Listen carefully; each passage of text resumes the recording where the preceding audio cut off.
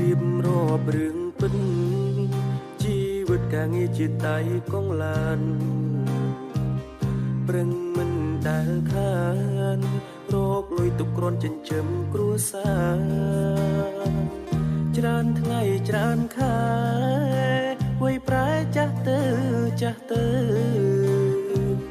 មកដល់ពេលអីលើក៏នៅមិនទាន់សល់អ្វីដូចគេ